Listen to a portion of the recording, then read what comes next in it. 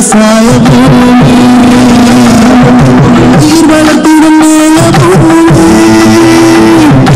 உயிர் வளத்திலும் தூய பூமி தாய்மடி என தாங்கும் பூமி கொப்பு கொடி நம்ம காவல் தெய்வம் நம்ம பூமி இது அழகிய விவசாய பூமி.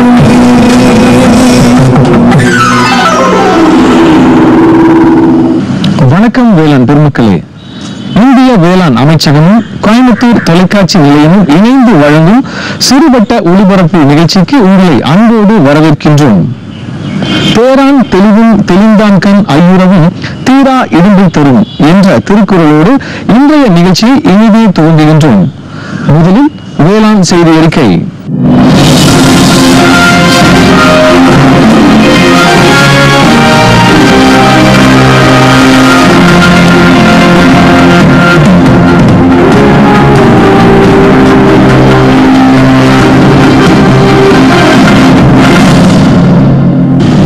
வணக்கம் வேளாண்மையாளர்களே.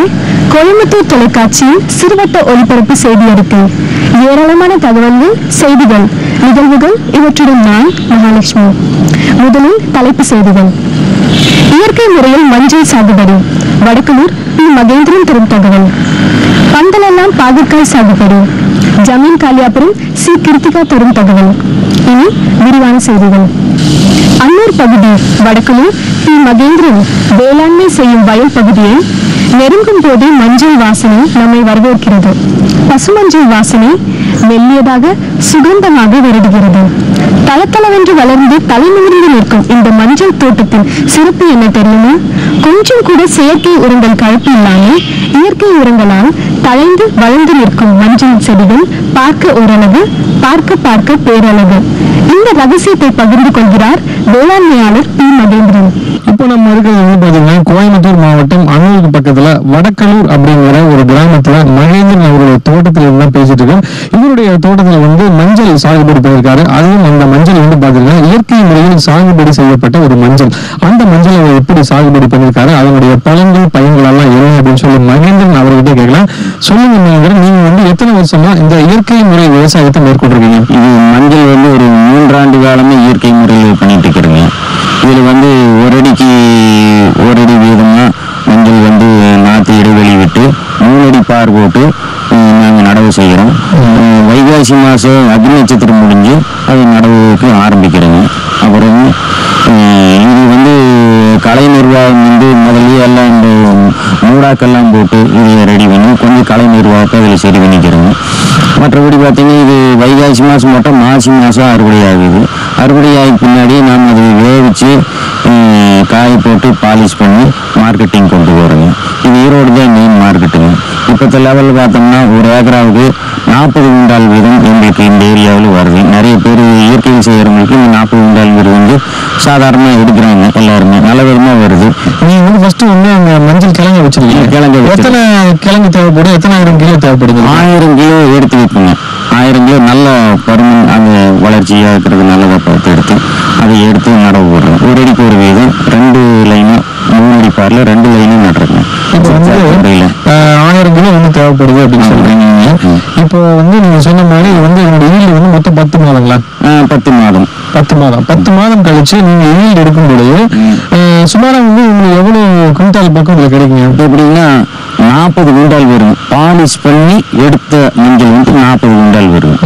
அது வரும். அதுக்கு முன்னாடி எடுக்கும் பொழுதுங்க அதுக்கு முன்னாடி எல்லாம் வந்து 30, 32 அந்த மாதிரி எடுத்து இயற்கையில் பண்ணும்போது கொஞ்சம் கூடுதலான வருது. இன்னைக்கு வந்து ஒரு குவிண்டாலினுடைய மதிப்பு என்ன விலைக்கு போயிட்டு இருக்கு? இப்போ வந்து ஈரோடு மார்க்கெட்ல 6000 ரூபாய் வரைக்கும் போயிட்டு இருக்குங்க. 5500, 6000, 6500 வரைக்கும் இந்த சீசன்ல போயிட்டு இருக்கோம்.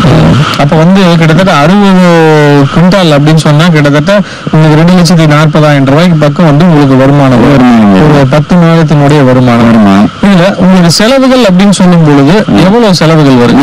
நடவுல இருந்து கடைசியா ஈரோடு கொண்டு போய் சேர்க்கிற வரைக்கும் பாத்தீங்கன்னா 1,00,000 ரூபாய் வீதம் செலவாகுங்க. இதில் வந்து 1,40,000 மிச்சம். 1,40,000 மிச்சமாகும். இது வந்து உங்களுடைய 10 மாதத்தினுடைய வருமானம் டோட்டலா எடுக்கும்போது இதுல நீங்க இயற்கை முறையில செய்யும் பொழுது இயற்கை முறையில என்னென்ன மருந்துகள் எல்லாம் நீங்க கொடுக்குறீங்க? இதுக்கு வந்து இப்போ இயற்கை முறையில ஜீவாமிரதம் கொடுக்குறேங்க, பஞ்சகாவி அடிக்கிறேங்க, மோர் கரைசல் அடிக்கிறோம், மீன் அமிலம் அடிக்கிறோங்க. இந்த மாதிரி அடிக்கும்போது பயிர் வளர்ச்சியெல்லாம் நல்லா இருக்குங்க. இப்போ இந்த மஞ்சள் வந்து பேன் வருது, இதுக்கு வந்து நீங்கள் வந்து வேப்பெண்ணையும் புங்கெண்ணையும் 50 ml மிக்ஸ் பண்ணி காதி சோப்பு வச்சு அந்த கரைச்சி சுடுதண்ணியில் கரைச்சி அதை மிக்ஸ் பண்ணி நல்லா டைல்யூட் ஆகிக்கணும். டைல்யூட் ஆனது வந்து ஒரு டேங்க் வந்து இந்த வீதம் அடிச்சோம்னா ஒரு ஏக்கராவுக்கு 13 டேங்க்லேருந்து 14 டேங்க் வரைக்கும் எனக்கு வந்து இது அடிக்கிறதுக்கு தேவைப்படுங்க. இதை வந்து நீங்க இயற்கை முறையில செய்யும் பொழுது என்னென்ன பயன்கள் அப்படின்னு சொல்லி நீங்க நினைக்கிறீங்க? இயற்கை முறையில் செய்யும் பொழுது உங்களுக்கு மஞ்சள் வந்து நம்ம ஒரு கெமிக்கலுடைய மஞ்சளுக்கு இயற்கையுடைய மஞ்சளுக்கு டெஸ்ட் பண்ணாலே தெரிஞ்சு போயிடும் அதனுடைய கெமிக்கல் எவ்வளவு இருக்குது. இது வந்து கெமிக்கல் இல்லாமல் கொடுக்கறது வந்து மக்களுக்கு ஒரு பயன்படுங்கிறது கெமிக்கல் இல்லாத உலகத்தை கொண்டு போவதற்காக இதை நான் செஞ்சுட்டு இருக்கிறேன். அது ஒரு புறம் இருந்தாலுமே விளைச்சல் அப்படின்னு சொல்லும்போது மகசூல் அப்படிங்கிறது மகசூல் இது அதை காட்டியும் இது வந்து நல்ல விதமாக வர்றது என்னுடைய அனுபவமா உணர்ந்தது. இதுங்க இப்ப இந்த கிழங்கு தோன்ற செலவெல்லாம் உங்களை செஞ்சாங்க இல்லை அவங்களே ஒன்று எடுத்துட்டு? எல்லாமே மார்க்கெட் போகும் வரைக்கும் எங்களுடைய செலவு தான் முடியும், அது யாருடைய செலவும் இல்லைங்க. இப்ப நீங்க எல்லாம் வந்து அதெல்லாம் தோண்டி அதை நீங்க மறுபடியும் வேக வச்சு அதுக்கப்புறம் பாலிஷ் பண்ணி அதுக்கப்புறம் நீங்க அனுப்புவீங்க, அது வரைக்கும் உங்களுடைய எல்லா செலவும் எங்களுடைய சேர்ந்து. சரிங்க. தண்ணீர் அப்படின்னு சொல்லும்போது ஒரு பயிருக்கும் வந்து நீர் வந்து ரொம்ப ஆதாரம். இப்ப நீங்க வந்து மஞ்சளுக்கு வந்து எப்படி தண்ணி தேவைப்படும் நினைக்கிறீங்க நீங்க? இதுக்கு மஞ்சள் தேவைங்கிறது வந்து மழை காலம் இதில் வந்து அதிகமா இருக்கிறதுனால மஞ்சளுக்கு வந்து நிறைய தண்ணி தேவைப்படாது. அளவான தண்ணி இருந்தாலும் இப்போ இந்த 2 மாசம் அளவான மழை வந்ததுனால அளவா தண்ணி விட்டு இதை நாங்கள் செஞ்சுக்கிறோம். தண்ணி குறைவாக இருந்தாலுமே நம்ம இந்த ட்ரிப் மூலியமா வந்து போடுறது தாராளமாக நல்ல விதமாக பண்ணிக்கலாம். இது ஒரு மற்ற வெள்ளாமை ட்ரிப் இல்லாமல் செய்யறதுக்கும் இது செய்யறதுக்கும் நிறைய வித்தியாசம் இருக்கு. இதில் வந்து அளவான தண்ணி இருந்தாலும் கூட இதை கொஞ்சம் நல்லா பயன்படுத்திக்கலாம். இது மகேந்திரன் அவர்கள் வந்து சொன்ன மாதிரி இயற்கை முறையில் மஞ்சள் சாகுபடி அப்படிங்கிறது நிறைய பலன்கள் மட்டுமல்ல பயன்களும் கொடுக்குது அப்படிங்கிறாரு. இன்னைக்கு மார்க்கெட் மதிப்பு பிரகாரம் பார்த்தோம் அப்படின்னா கிட்டத்தட்ட 5,500 ரூபாயிலிருந்து 6,000 ரூபாய் வரைக்கும் ஒரு குவிண்டால் மஞ்சள் வந்து விலை போயிட்டு இருக்கு அப்படின்னு சொல்றாரு. ஒரு ஏக்கராக்கு சராசரியா 40 குவிண்டால் அப்படின்னு சொல்லும்போது 2,40,000 ரூபாயில நமக்கு 10 மாதத்துல செலவு போக 1,40,000 கண்டிப்பாக கிடைக்கும் அப்படின்னு சொல்லி இவர் சொல்றாரு. இதே மாதிரி நீங்களும் மஞ்சள் சாகுபடி செஞ்சு இயற்கை முறையில் விவசாயம் செய்யணும் அப்படின்னு நினைச்சீங்கன்னா கண்டிப்பாக நீங்க மகேந்திரனை வந்து தொடர்பு கொள்ளலாம். மகேந்திரன் உங்களுடைய பெயர் மற்றும் முழு முகவரி மற்றும் தொலைபேசி எண்ணை நம்ம நேயர்களோடு பகிர்ந்துக்கணும். பி மகேந்திரன், வடக்கூர் போஸ்ட், அன்னூர் வயா, கோயம்புத்தூர் மாவட்டம். செல் நம்பர் வந்து 9865911952. ஒரு விளம்பர இடைவேளைக்கு பிறகு வேளாண் செய்தி அறிக்கை தொடரும். வேற ஏதாவது விவசாயத்தை விட போறீங்களா? விவசாயத்தில் பரிசோதனை செஞ்சு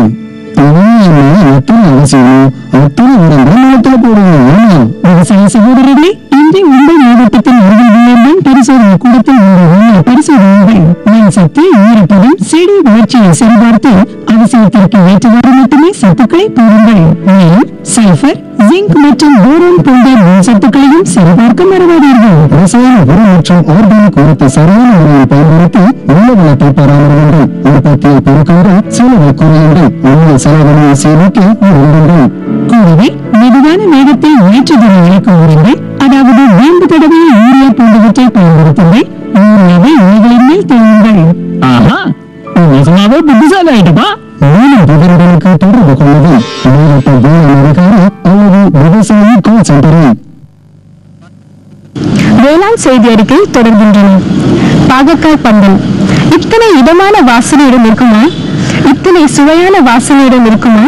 கசப்பின் குணமே தெரியாமல் பால் வாசனையுடன் இருக்குமா? இத்தனை கேள்விகளும் நமக்குள் கேட்கின்றன. பொள்ளாச்சி ஜமீன் காளியாபுரம் சி கிருத்திகாவின் தோட்டத்திற்கு போனார். இந்த இளம் வேளாண்மையாளர் உற்சாகமாக செய்யும் வேளாண்மையின் வெற்றி பந்தலிலே பாகலாக காய்ந்து தொங்குகிறது. பாடுங்கள் நேயர்களே.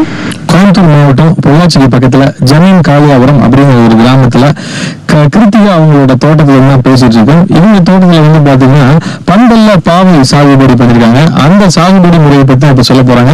சொல்லுங்க கிருத்திகா, நீங்க வந்து பந்தல்ல பாவை சாகுபடி பண்ணிருக்கீங்க, எவ்வளவு ஏக்கரா போட்டிருக்கீங்க? 1/2 ஏக்கர் போட்டிருக்கீங்க. பந்தல் வந்து ஒரு 1/2 ஏக்கராக்கு இந்த மாதிரி கட்டு கம்பி எல்லாம் போட்டு இந்த மூணு கம்பம் எல்லாம் வச்சு போடுறீங்க. இதுக்கு வந்து சுமார் எவ்வளவு செலவாகுதுங்க? 1,00,000 செலவாகும். 1,00,000 செலவாகுது. அரை ஏக்கருக்கு 1,00,000 செலவாகுங்களா? சரி, ஓகே. இதெல்லாம் வந்து நீங்க செலவு பண்ண பின்னாடி எப்படி இந்த விதை வந்து எத்தனை கிராம் விதை போடுறீங்க? அரை ஏக்கருக்கு வந்து 6 பாக்கெட் விதை பிடிக்கும். அந்த பாக்கெட்ல 10 கிராம் வந்து விதை இருக்கும்.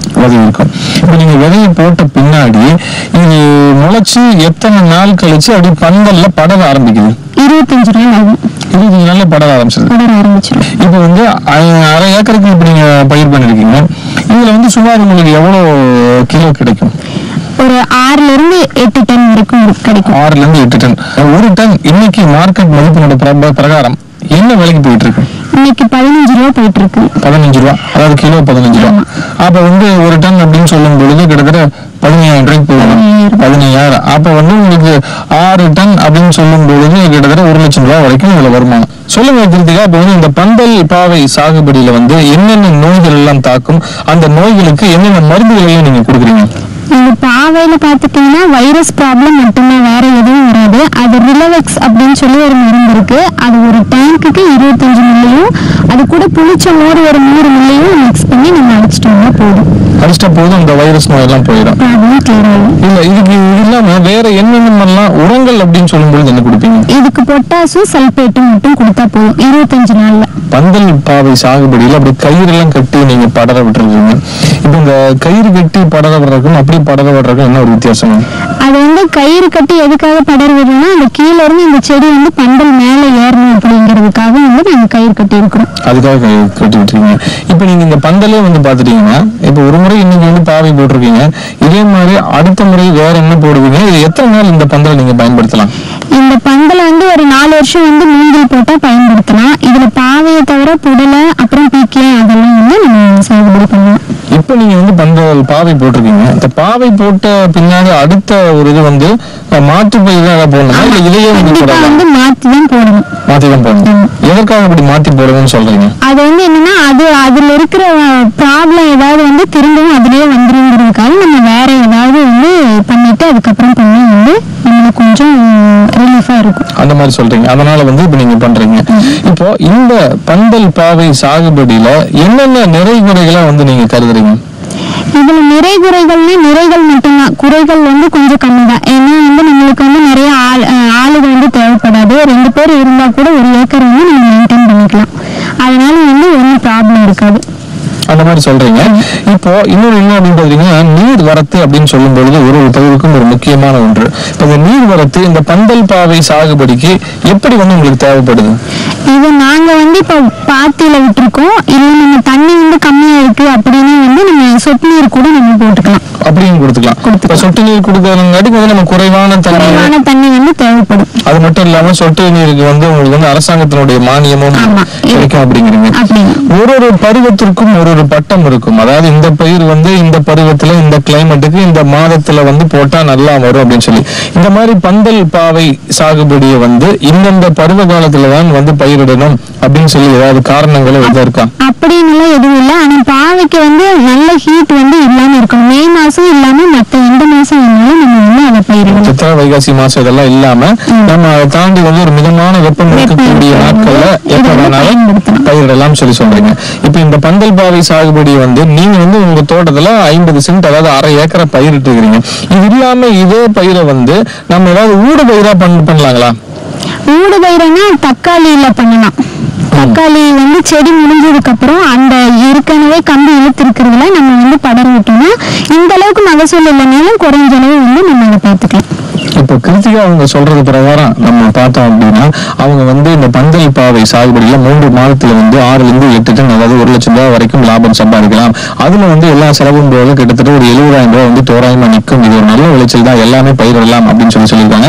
சொல்லுங்க கிருத்திகா, இந்த பந்தல் பாவை சாகுபடியில நம்ம நிறைய நேயர்களுக்கும் விவசாயிகளுக்குமே வந்து எப்படி வந்து இதை படர விடுறது, எப்படி பராமரிக்கிறது, எப்படி பேணி காண்கிறது, எப்படி தண்ணி விடுறது அப்படின்னு சொல்லி நிறைய சந்தேகங்கள்லாம் இருக்கும். அந்த சந்தேகங்களுக்கும் கண்டிப்பா நீங்க வந்து விடை கொடுப்பீங்க அப்படின்னு சொல்லி நாங்க நம்புறோம். உங்களுடைய முழு பெயர், முகவரி மற்றும் தொலைபேசி எண்ணை நம்ம நேயர்களோட பகிர்ந்துக்குங்க. இந்த பாவையை பத்தின எந்த நிறை குறைகள் இருந்தாலும் என்னை கான்டாக்ட் பண்ணுங்க. என்னோட போன் நம்பர் வந்து 9843715058.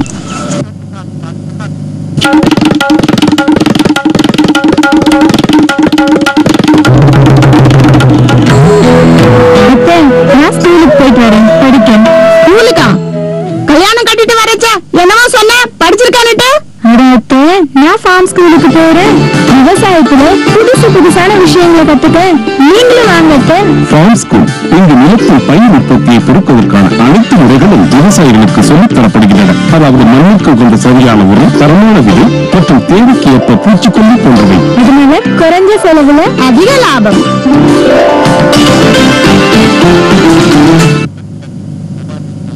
மீண்டும் தலைப்பு செய்திகள்.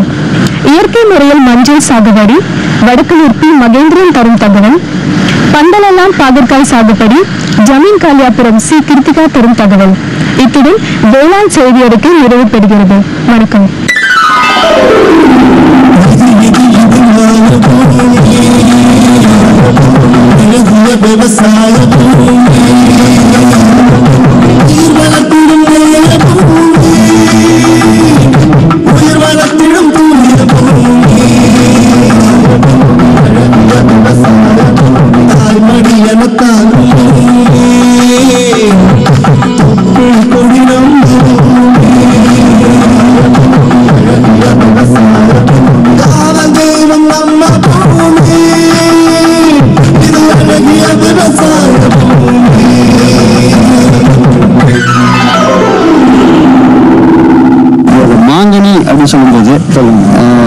பொள்ளாச்சி எடுத்துக்கிட்டீங்கன்னா தென்னை மரம் தான் வந்து தேங்காய் வந்து ரொம்ப உற்பத்தியில முதல் இடத்துல இருக்குன்னு சொல்றாங்க. அப்படி இருக்கும்போது அந்த தேங்காயை விட்டுட்டு இந்த மாமரத்தை நீங்க வந்து சூஸ் பண்ணி வந்து நீங்க பயிரிட்டுக்கிறதுக்கு என்ன காரணம்? நீங்க அந்த 94 ஒரு வறட்சி வந்துல்லைங்க, அப்ப நான் என்ன நினைச்சிட்டேங்கன்னா வந்து எல்லாமே தண்ணி போட்டு இருக்கிற தண்ணி வந்து இந்த வறட்சிக்கு வந்து இது இருக்கிற மாதிரி போகுது. எனக்கு 10 ஏக்கர் இருக்குதுங்க. 10 ஏக்கரை வந்து 5 ஏக்கரை வந்து தென்னை போட்டோம். வறட்சி அந்த காலத்தில் வந்தது. அன்னைக்கு நாங்கள் என்ன பண்ணோம்னா மாவு போட்டால் நல்லா இருக்கு, மாவு வந்து மானாவரி வெள்ளாம அப்படிங்கிறதுக்காக நான் மாவு ஒரு சாகுபடி பண்ணேன். அதில் வெரைட்டி ஏக்கில் வந்து அல்போன்சா பெங்கன்பள்ளின்னு சொன்னாங்க. அந்த வெரைட்டி தான் அன்னைக்கு எடுத்து அதை வளர்த்தணும். 2 வருஷம் சிரமம் வந்து எங்களுக்கு தண்ணி ஊற்றுறதுக்கு. அந்த தண்ணி ஊற்றி வளர்த்து 2 வருஷம் 3 வருஷம் 3வது வருஷம் அது மானாவரி ஆகி போச்சு. தண்ணி தேவையில் ஒன்றும் தேவையில்லை. அந்த வறட்சி தாங்குச்சு. 2001 வறட்சி வந்து அப்பவும் தாங்குச்சு, ஒரு குழப்பம் இல்லை. இப்பவும் வறட்சியா இருக்குது, எந்த பிரச்சனையும் உங்களுக்கு. அதுக்கு வந்து எஸ்டிமேட் செலவு அன்னைக்கு பார்த்தீங்கன்னா ஒரு செடிக்கு வந்து 150 ரூபா வந்தது. குழி எடுத்து கண்ணு வாங்கிட்டு வந்து போறது 150 ரூபா வந்தது. எப்போ இன்னைக்கு கிட்டத்தட்ட 96 கணக்கு பண்ணிக்குங்க. இப்போ எங்களுக்கு எந்த சிரமம் இல்லை. எனக்கு இதே வேற எல்லா வேலையும் இந்த காடு கூட இந்த மாம் போட்டுக்கணும்னா அருமையான வெரைட்டி மாதிரி கிடைச்சிருந்தா சிவனே இருக்கலாம். இப்போ என்னென்ன வெரைட்டி? இப்போ செந்தூரா ஒரு 10 செடிங்க, ஒரு 5 ஏக்கர் உள்ள. பாக்கி பூரா வந்து இது பங்கனப்பள்ளி, பாதி அல்போன்சாங்க. இப்போ நீங்க வந்து 96 நெட்டினான்னு சொல்றீங்க. ஆமாங்க. இதை நெட்டி நீங்க கொண்டு வரதுக்கு என்னென்ன சிரமங்கள்? ஒரு சிரமம் இல்லைங்க. அதாவது வந்து குழி ஆள் விட்டு குழி எடுத்தோம், கண நெட்டினா ஒரு 2 வருஷம் வந்து பொம்பளையில போட்டு தண்ணி எடுத்து விட்டோம். அன்னைக்கு வந்து சொட்டு நீர்லாம் கிடையாது, அந்த அளவுக்கு ஒரு மெசாட்டியும் கிடையாது. அப்படி இருக்காதான் தண்ணி விட்டு வளர்த்தணும். 2 வருஷம் வளர்த்தணும். 3வது வருஷம் பார்த்தீங்கன்னா கீழே கவாத்து போட்டு மண் சாத்தணும். வேற மண்ணை பாருங்க, அந்த மண்ணத்தை இப்படி சாத்த கவாத் பண்ணி மண்ணை சாத்தணும். மரத்துக்கு 3வது வருஷத்துல ஆரம்பிக்கணும். சரிங்க. 3வது வருஷம் இருக்கு, 5வது வருஷம் இப்படி கீழே கவாத்து வரும். செடி வந்து கீழே நிலத்தோட ஒட்டாங்க கவாத் பண்ணணும். கவாத் பண்ணி மண்ணை சாத்திடும். நிலத்தோட கிளைகளை கட்டு வெட்டணும், வெட்டி விடணும். கீழே வந்து காத்தோட்டமா இருக்கும், மேல சூரிய வெளிச்சம் நல்லா வரணும். அப்பதான் உங்களுக்கு காப்பு நல்லா இருக்கு. இப்போ வந்து ஒரு ஏக்கருக்கு எத்தனை மரம் நட்டலாங்க? ஒரு ஏக்கருக்கு வந்து இதுல வந்து இப்ப கணக்கு பாத்தீங்கன்னா 20 அடி ஒரு செடிக்கு செடி, ஒரு செடிக்கு 100 செடி. சிலர் பாத்தீங்கன்னா பக்கம் நட்டிக்கிறாங்க. அது குறிப்பிட்ட வயசு வர வரைக்கும் வளர்ந்ததுன்னா அது ஒரு மரத்தை அழிச்சிடலாம்ங்கிறாங்க. நாங்க அன்னைக்கு காத்தோட்டம் நல்லா இருக்கட்டும், சூரிய வெளிச்சம் நல்லா இருக்குன்னு 20 அடிக்கு ஒரு செடி நட்டிக்கிறோம். சரி, இப்ப வந்து 3வது வருஷத்துல இருந்து மண் நினைச்சு 3வது வருஷம் இருக்கு, 5வது வருஷம் இருக்கு. கீழே கவாத்து வந்து இப்ப செடி வந்துருங்க. இப்ப காப்பு எத்தனை வருஷத்துல இருந்து காய்க்க? காப்பு வந்து 3வது வருஷம் ஆரம்பிச்சிடுங்க. 3வது வருஷம் ஆரம்பிச்சிடுது. பொதுவா மாமரம் பாத்தீங்கன்னா மரத்துலதான் காய்க்கும் சொல்லுவாங்க. இது செடியிலேயே ஒட்டு ரகம்ங்க. சரிங்க. ஒட்டு ரகம் அப்படித்தான் காய்க்கி. வெரைட்டி அதாவது ஒட்டு ரகம் நிறைய இருக்குது. மாவுல எத்தனையோ சாதிகள் இருக்கலாம், வெரைட்டிகள் இருக்கலாம். ஆனா இருந்தாலும் வந்து உண்மையான வெரைட்டி எது, உண்மையான பண்ணையில எப்படி போட்டு நம்ம நாத்து வைக்கிறாங்கன்னு போய் பார்க்கணும். பார்த்து எடுத்து வந்து போடணுங்க. போட்டு பண்ணீங்கன்னா உங்களுக்கு எந்த பிரச்சனையும் இல்லை. நாற்றுகள் எங்க கிடைச்சது? இது இந்த ஆலத்தூர் போய் எட்டு வந்தோம்ங்க. ஆலத்தூர். இப்போ ஒரு கன்றோட விலை என்ன வருது? அன்னைக்கு வந்து 40 ரூபா ஒரு கண்ணு. 40 ரூபா. தற்சமயம் என்ன விலை கிடைக்கும்? இப்போ ஜாஸ்தி இருக்கு. நாங்க 19 வருஷமா செடி போட்டு இப்போ ஜாஸ்தியா இருக்குங்க. இது வந்து 3 வருடம் வரைக்கும் தண்ணி மட்டும் விட்டா போதுங்கிறீங்க. அதுக்கூட இந்த உரங்கள் 2 வருஷத்துக்கு போதுங்க. வேற ஒண்ணும் வேண்டாம் உங்களுக்கு. 2 வருஷமா தண்ணி விட்டுங்க போகுது. அதுக்கு உரங்கள் வளம் அது மாதிரி வளமோ நாங்க ஒண்ணும் பண்ணலீங்க வரைக்கும். வளமோ தண்ணியோ ஒண்ணும் கிடையாது இன்ன வரைக்கும். பாத்தீங்கன்னா இது வந்து இப்போ இயற்கையா வந்தது. இது தண்ணி இல்லாமே இந்த வளர்த்துது. அதை பாருங்க குற்றரகமா இருக்கும் பாருங்க. செடி வந்து குறுக இருக்கும் பாருங்க. இதோட செடி அதாவது நம்ம தண்ணி வச்சு வளம் போட்டோம்னா எல்லா செடி ஒண்ணுமே பெருசா இருக்கு. அதாவது ரசாயன உரங்கள் பயன்படுத்தாம இயற்கையில் வர்றது ஒண்ணும் கிடையாது. ஆர்கானிக் ஒண்ணுமே கிடையாது. ஆர்கானிக் எந்த வளம் கிடையாது. வளம் தண்ணி காட்டுடைய நட்பு தான். வேற இது நாங்க ஒண்ணுமே பண்றது இல்லையா. சரி, இப்போ வந்து மற்ற எல்லாமே கம்பேர் பண்ணும்போது இப்ப நீங்க வந்து பொள்ளாச்சினா தோப்பு இல்லாட்டி இந்த காய்கறி இப்ப தக்காளி அல்லது கத்திரி இது மாதிரி எல்லாம் பண்றாங்க நல்லா. ஏன்னா டெய்லி பணப்பயிர்னு சொல்றாங்க, டெய்லி வருமானம் வரக்கூடிய. அப்படி இருக்கும்போது இந்த மாங்காய்ங்கிறது வருஷத்துல சீசன் ஒரு டைம் தான் வரும். எனக்கு அப்படின்னு சொல்லுவாங்க. இது எப்படி உங்களுக்கு வந்து வருமானம் வந்துங்க? நம்ம 10 ஏக்கரை வச்சிருக்கோம். இந்த 10 ஏக்கரை வந்து பாதி தண்ணி போட்டீங்கன்னா ஒரு 60 நாளுக்கு ஒருக்கா 70 நாளுக்கு ஒருக்கா தேங்காய் வெட்டுறாங்க. அது கம்பேர் பண்ண முடியாது. இது வந்து தண்ணி பாய்க்கிறது இல்ல, எந்த சிரமம் கிடையாது, உழவு ஓட்டுறது கிடையாது, வளம் போடணுங்க அவசியம் இல்ல, எந்த பிரச்சனையும் இல்ல. நம்ம செடி நட்டு 2 வருஷம் பாங்காய் வச்சுட்டோம்னா நீங்க அது வந்து தொடர்ச்சியா வந்து வருஷம் ஒரு அமௌண்ட். இப்ப இந்த செடி வந்து 1200 ரூபாய்க்கு கிடைச்சிக்கணும் வச்சுக்கணும். ஒரு செடி பெருசு சிறுசு எல்லாமே கொட்டை நட்டு எல்லாமே இப்போ அதாவது 1200 ரூபாய்க்கு அடைஞ்சிருக்குன்னா அது என்ன கணக்கு? அதாவது லீஸ் கொடுறோம் ஒரு வருஷத்துக்கு ஒண்ணு இருக்கு. மாசம் 1000 மாசம். சரி, மாசம் 100 ரூபா. மாசம் 100 ரூபா. 120 ரூபா வரும் மாசம். 100 ரூபான்னு வச்சுக்கோங்க. ஒரு வருஷத்துக்கு நம்ம 12 மாசத்துக்கு பேசுறது வந்து உங்களுக்கு ஒரு வருஷத்துக்கு வந்து 1200 ரூபா செடி. அப்ப நம்மளுக்கு கம்பெனி அடுத்த வெள்ளாமை பண்ணீங்கன்னா அடுத்த வெள்ளாமை பூரா வளம் போடணும், தண்ணி வைக்கணும், உழவு ஓட்டணும், கொலை எடுக்கணும், செடி கட்டணும், தக்காளி வச்சுக்கணும். எல்லாத்துக்கும் இஷ்டமா. இது எந்த சிரமம் கிடையாது. முடிஞ்சது 3 வருஷத்தோட பினிஷிங் முடிஞ்சது.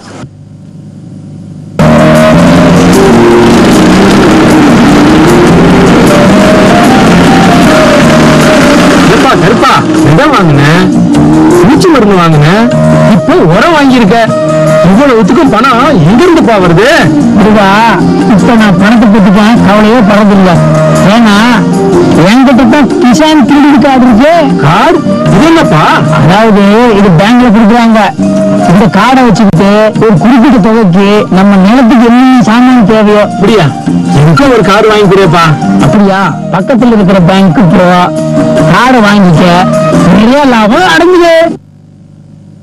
இந்த தடவை எப்படி இருக்கு ஒரு சீசன் வந்து இது இருவழிச்சு மாதிரிங்க. அதாவது ஒரு செடி பார்த்தீங்கன்னா இது வந்து காப்பு இருக்குது, அந்த செடி பார்த்தீங்கன்னா பூ பருத்து இருக்குது, அந்த செடி பார்த்தீங்கன்னா சும்மா நிக்குது. அது என்ன காரணம்? இப்ப வந்து ஈக்குவலா இப்ப மற்ற பயிர் வச்சுங்க, தக்காளி நட்டுறோம், எல்லா செடியும் ஒரே மாதிரி காய்க்கும். அப்படி போய் மாமரம் மட்டும் ஏன் வந்து ஒண்ணு காய்க்குது, ஒண்ணு பூ விட்டு இருக்கு, ஒண்ணு பிஞ்சு விட்டு பழமா இருக்குது. அது என்ன காரணம்? அது இருவழிக்குது. அதாவது கிளைமேட் தோழர் புளி மாந்தம் பேசுறாங்க, வேற வெள்ளாமை வச்சு பேசிக்கீங்களா? அந்த பழமொழி சொன்னாங்க, மாங்காய்ச்சுன்னா மங்கு, புளி காய்ச்சுன்னா பொங்குன்னு சொல்லிக்கிறாங்க இல்லைங்க. அது இயற்கை பழமொழி சொன்னது. அதே மாதிரி வேற வெள்ளாமைக்கு ஏதாச்சும் ஒரு பழமொழி இருக்கு நம்மளுக்கு இல்லையே. ரைட். சரி, இப்ப வந்து மங்கிற காலத்துல மாங்காய் காய்க்கும் அப்படின்னு இருக்கீங்க. ஆமாங்க. இப்ப வந்து சுமார் ஒரு மரத்துல எத்தனை கிலோ காய் எடுக்கலாங்க? ஒரு குறைஞ்சது ஒரு 500ல இருந்து ஒரு 600 கிலோ எடுக்கலாம். அது ஆனா வந்து நீங்க எவ்வளவு காய் எடுத்தாலும் உங்களுக்கு கிடைக்கிறது அந்த ஒரு 1200 ரூபா தான். ஏன்னா உங்களுக்கு வந்து ஒரு முறை காய்ச்சி இருக்குது. நம்ம விவசாயம் இருந்தாலும் இப்ப தக்காளி நட்டுற 10 கோடைக்கு கொண்டு போற 10 ரூபாய்க்கு வித்தணுன்ற 100 ரூபாய்க்கு வித்தணுன்றது அந்த லாப நஷ்டம் இருக்கு விவசாயிக்கு தான். இது எனக்கு லாப நஷ்டம் கிடையாது. நீ காய்ச்சா காய்க்கிட்டு போ, எனக்கு காசு கண்டிப்பா. சரி, இப்ப வந்து இந்த மழை பெய்யற காலத்துல இது பூத்துன்னு வச்சுக்கோங்க. அதுல வந்து இந்த மழையோட வேகத்துல பூத்துச்சுன்னு சொன்னாங்க. மழை பெய்ஞ்சுன்னா பூ நிக்காது, இயற்கை பூ நிக்காது. மாவுக்கு வந்து மழை ஆகாது எப்பவுமே. இப்ப இது வந்து காய்க்கிறதுன்னு எந்த வருஷத்துல எந்த மாசத்துல இருந்து காய்க்கிறது? அதாவது வந்து கார்த்திகை மாசம் பூ எடுக்குங்க. தை மாசம் தை மாசம் வச்சோம்னா பிஞ்சு சித்திரை கணிக்கு முடிஞ்சு போகும். காடு குளோஸ் ஆயிக்கு. சித்திரைக்கு வந்து உங்களுக்கு கனி கிடைக்காதுங்க. சித்திரை கணிக்கு முடிஞ்சு போகும். பங்குனி கடைசிக்கு முடிஞ்சு போகும். இந்த ஒரு 6 மாத இடைவெளியில காய்ச்சி முடிச்சு விடுங்க. அந்த மீதி 6 மாதம் என்ன பண்ணுவீங்க? நாங்க ஒண்ணும் பண்றது இல்லைங்க. சரி, நாங்க எதுவும் பண்றது கிடையாது. அவங்க வருவாங்க, மருந்து அடிப்பாங்க, பண்ணுவாங்க, போவாங்க. நாங்க வர காடு இருக்கு, சிவன் மாடு கண்டு மேய்ச்சி சிவன்றதுக்குலாம். சரி, இப்ப வந்து நெல்லி வந்து இடையில போட்டிருக்கீங்க. அப்படி இருக்கும்போது உங்களுக்கு மாமரத்துக்கு இருக்கக்கூடிய ஏதாவது பூச்சிகள் வியாதிகள் வந்து நெல்லியில் உற்பத்தி ஆகக்கூடிய மாமரத்துக்கோ தாக்கம் தெரியலீங்களா? சரிங்க, அப்படி தெரியலீங்க. தோட்டக்கல் தொழில் ஒரு அலுவலர் வந்து எங்கிட்ட சொன்னாருங்க. அவர் பேர் நாம இல்ல. அவர் வந்து வேற வெள்ளாமை செய்ய இது வந்து வெயிலுக்கு தாங்கி வரும். அதாவது வெயிலுக்கு தாங்கும். நெல்லி வந்து எல்லா மண்ணுக்கு ஒத்துக்கு அப்படின்னு சொல்லி நெல் நாற்று அவங்க தான் கொடுத்தாங்க, தோட்டக்குழு மூலமா தான் கொடுத்தாங்க. அதுக்கு சாகுபடி பண்ணாங்க. இதைய இப்ப வந்து கனி அப்படிங்கறதுனால ஏதாவது பறவைகளோ அது வந்து அதனோட தாக்குதலோ அதுல இருந்து ஏதாவது காப்பாற்ற பறவை சொன்னா மயில் தான் பிரச்சனை இருக்கு. சரி சரி, மயில் தான். அதுல இருந்து எப்படி தப்பிக்க வைக்கிறீங்க? தப்பிக்க வைக்கிறதுக்கு பழம் வந்து மரத்துல கீழே போடுங்கிறது இல்ல, கீழே விழுந்து வேஸ்ட் பண்ண, கீழே விழுந்து பழுத்துக்கள் வந்து சாப்பிட்ரு. சரி, இப்போ வந்து ஒரு சிறந்த முறையில அதாவது மழை இந்த மாதிரி மழை இல்லாத ஒரு காலகட்டத்துல ஒரு சிறப்பான வெள்ளாமை அப்படின்னா நீங்க மாமரம் சொல்லியிருக்கீங்க. ஆமாங்க. இது வந்து எப்படி இதுக்கான நிலம் எப்படி தேர்வு செய்யுங்க? இப்ப வந்து நல்ல தரிசு பூமி நட்டுவாங்க, எல்லா பூமியும் நட்டலாம். தரிசு பூமி நட்டலாம். எந்த பூமிக்கு வந்து மாவு வந்து இந்த பல வகையில கூட எல்லா வெள்ளாமைக்கு வரும். இல்ல பொதுவா பாத்தீங்கன்னா இப்ப நல்ல மணல் அல்லது செம்மண் பூமியில வந்து மற்ற நிலக்கடலை அது மாதிரிலாம் செய்வாங்க. பட் இது மாதிரி மாமரம் கொய்யா மரம் இதெல்லாம் நட்டுறதுன்னா வந்து அந்த நிலம் வந்து எதுக்கு தரிசு கேட்பாங்க, அவங்க பயன்படாது அப்படின்னு சொல்லுவாங்க. சரள மண்ணு. சரிங்க. இது பாத்தீங்கன்னா இன்னைக்கு தண்ணி வாங்கி நாளைக்கு காஞ்சி போகுது, இன்னைக்கு தண்ணி வாங்கி நாளைக்கு காஞ்சி போகுது. இதுதான் நாங்க பார்த்தது. கடலக்காய் போட்டிருக்கு, நெல் போட்டிருக்குது, எல்லாம் தான் போட்டதில்ல. இப்ப வந்து அரசு மானியத்திலிருந்து ஒரு ஏக்கர் மா நட்டுறதுன்னா அதுக்கு என்ன மாதிரி எல்லாம் கொடுக்குறாங்க? அது ஒரு ஏக்கருக்கு வந்து உண்டான செடி 75 செடி 80 செடி மா இலவசமா அது எங்க கேட்டு பெறலாம்? தோட்டக்கல் தொழில் மூலம் கேட்கலாம். சரிங்க, தோட்டக்கல் மூலமா கேட்டுக்கலாம். கேட்டு அவங்ககிட்ட கேட்டீங்கன்னா மா கொடுப்பாங்க, ட்ரிபிகேஷனுக்கு என்ன வேணும்னு கொடுக்குறாங்க, உங்களுக்கு என்ன சப்போர்ட் வேணும் செஞ்சு கொடுக்குறாங்க. அத்தனை இலவசம். அந்த குடியிருப்புல இருந்து செக் கொடுத்துட்றாங்க கையில. சரி, ஒரு விவசாயி வந்து தேர்ந்தெடுத்து சிட்ட அடங்கல் ஓன சர்டிபிகேட் வாங்கி கொடுத்தீங்கன்னா மா போடணும்னு சொன்னா தோட்டக்கல் போய் சேர்ந்தீங்கன்னா அவங்க அந்த அதிகாரிகளை பிடிச்சிங்கன்னா அவங்க ஈஸியா கொண்டு கொடுத்துறாங்க எல்லாமே. சரி, இப்போ இது மாதிரி இவ்வளவு லாபம் இவ்வளவு சலுகைகள் இருக்கக்கூடிய இந்த பயிர் நீங்க அழகா பண்ணி அழகா வருமானம் ஈட்டிட்டு இருக்கீங்க. சரி, இப்போ பார்த்துட்டு இருக்கக்கூடிய பதிய தொலைக்காட்சி நேயர்களுக்கு நீங்க சொல்லக்கூடிய ஒரு அட்வைஸ்னா எந்த ஒரு விவசாயி என்றாலுமே ஒரே வெள்ளாமை சாகுபடி. தக்காளின்னு சொன்னா நம்ம விவசாயி என்னன்னா 10 ஏக்கர் 10 ஏக்கர் தக்காளி விட்டு ஒரு லட்சக்காரன் நான் நினைக்க கூடாதுங்க. மொத்த வெள்ளாமை வெங்காயம் நட்டலாம், மிளகாய் நட்டலாம். நான் நினைச்சு நம்மளும் 500 கோடி தக்காளி இறங்கணும்னு ஆசைப்படுறேன். அது தப்புங்க. ஒரு வெள்ளாம் வேணா ஒரு வெள்ளாம் காப்பாற்றணும். தனியாவே பாட்டு கூடாது. மற்ற வெள்ளாமே ஒரு சின்ன செஞ்சுட்டு இருந்தா தான் நாம எந்த விவசாயம் தப்பிக்க முடியும். சரிங்க. இவ்வளவு நேரம் சிரிச்சு யார்கிட்ட பேசிட்டு இருந்தீங்க? விவசாயிகள் கான்சென்ட்ரேட் பண்ணிட்ட பயிர்கள் பத்தி யோசனை கேட்டுட்டு இருந்தேன். காலையில சரி, மதியானம் கூடவா? விவசாயிகள் கான்சென்ட்ரேட் காலையில 6 மணில இருந்து ராத்திரி 10 மணி வரை திறந்திருக்கும். ஞாயிற்றுக்கிழமை கூடவா? ஆமா, வருஷத்துல 365 நாள் திறந்திருக்கும். விவசாயம் சம்பந்தப்பட்ட பிரச்சனைகளுக்கு தங்கள் மனதில் உரிமை தீர்வு பெற இந்தியாவில் எங்கிருந்து எந்த போன் மூலமும் தேசிய ஹெல்ப்லைன் நம்பர் 1800 1800 1555 தொடர்பு கொள்ளவும்.